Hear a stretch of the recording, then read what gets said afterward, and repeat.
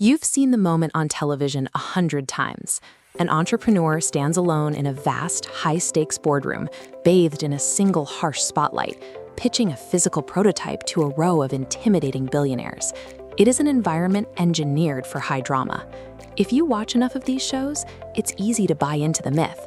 Founders start believing that to secure funding, they need a charismatic gimmick or a flawless physical product to wow the room. They treat the pitch like a high-end science fair. But investors are not buying a cool gadget. They are auditing you.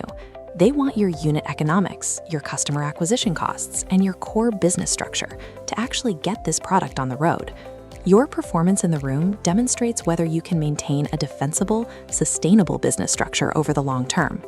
Walking into a pitch with a valuation based on your grand vision rather than hard math signals to the investor that you haven't done the work. If you cannot justify the numbers, the conversation is over. Pitching on a massive public stage comes with a very specific set of trade-offs. Securing capital in this way usually costs you permanent structural equity. On the flip side, getting rejected in front of millions of people can sometimes generate massive exposure. To see how investors test viability, we will reverse engineer 5 TV pitches, looking at defensibility, valuation logic, unit economics, and founder resilience. Because securing an investment is a hollow victory if the structural cost to your long-term wealth is too high. Let's start with the danger of pitching a product that is clever but unpatentable. Think of a foldable picnic mat or a travel towel with a unique detachable pocket. With zero barriers to entry, a successful launch serves as free research for larger competitors. They copied the design and squeeze you out using massive supply chains. Investors pass because the model lacks structural protectability, regardless of whether people want the product. Now consider what happens when a pitch falls apart publicly. When Rob Law pitched Trunky, one of the investors actually pulled the strap off his prototype during the physical demonstration. He walked away with absolutely zero investment. But he utilized the free broadcast marketing from that public failure to bootstrap his way to £8 million in revenue. The same dynamic played out with Tangle Teaser. The founder failed to articulate immediate mass market appeal to the panel, resulting in a swift rejection. By being rejected, the founder retained 100% of his equity and scaled the company independently to a £165 million valuation. A highly public rejection can actually be the most lucrative outcome. It provides free mass market exposure while preserving all your equity, if you have the resilience to execute on your own. But what happens when you do secure a deal? Companies like Reggae Sauce and Magic Whiteboard successfully secured funding, but they gave up massive 40% chunks of their equity to do it.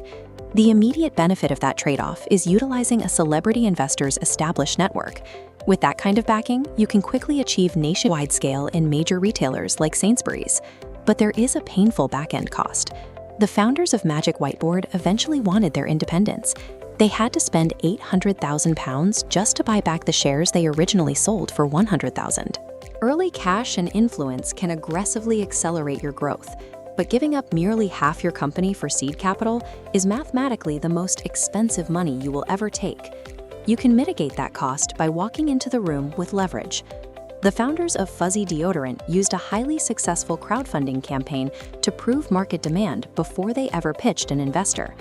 With leverage, they secured £50,000 for just 5% equity, neutralizing investor control. Compare the math after subsequent rounds. Heavy early dilution structurally destroys personal wealth. At an exit event, you might own only a fraction of your company. The optimal time to pitch investors is precisely when your business model is sustainable enough that you do not desperately need their money.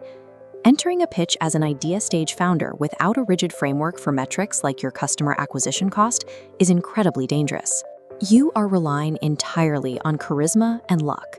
The alternative is a strict, VC-vetted financial narrative. When your math is bulletproof, investors stop focusing on risks and start focusing on scaling. Hitting that standard requires heavy upfront labor. You must stress test models long before stepping into a boardroom.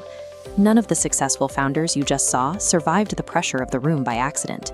They succeeded because they relied on a meticulously structured architecture. Implementing a framework that addresses unit economics, IP protection, and valuation logic is what separates founders who get lucky from those who stay in control of their business. Lead directly into PitchKit CTA